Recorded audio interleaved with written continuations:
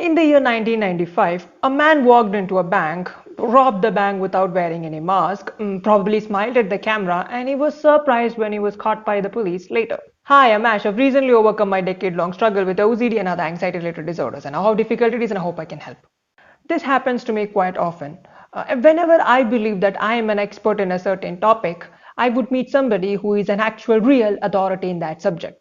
She says she knows nothing. I know she's better than me. Also, I thought I'm the expert. It's also confusing.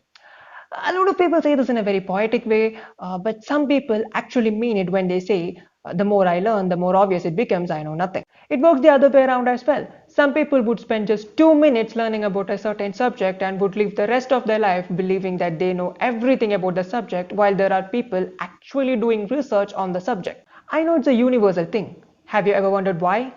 What if I said there is an explanation? Let me tell you a story. A man who had learned that lemon extract was used in the manufacturing of invisible ink began considering the possibility of applying it to his face to make himself look invisible. Now, I'm not talking about some evil genius in a comic book. He literally washed his face in lemon extract and robbed banks. And he was legitimately surprised when the police caught him with the help of the CCTV visuals. Now, I know what you're thinking. No, I didn't make this up.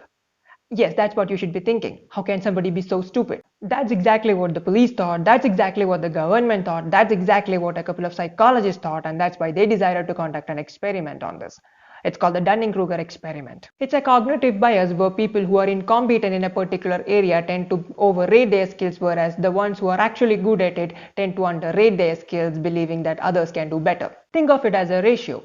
What you know divided by what all is left out there for you to know. Now for that, you need to know the latter, that is how much is left for you to learn so that you have learned it completely. Now, not knowing XYZ is also part of the information we've been talking about.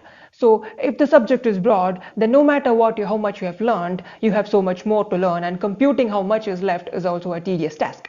Simply put, to know that you don't have any considerable grasp on a subject, you need to have a minimum level of intellectual capacity. Now that is why you see all these legends talk about their area of expertise as an ocean and their understanding of the subject as a pebble. So in short, if you're a legend, then you know you have so much more to learn and that you are never going to master the subject completely.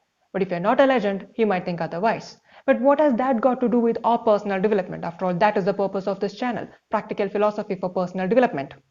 The purpose of this video is to educate you on why incompetent people think they are the best and how futile it would be for you to engage in an argument with such people in an attempt to educate them on their incompetence.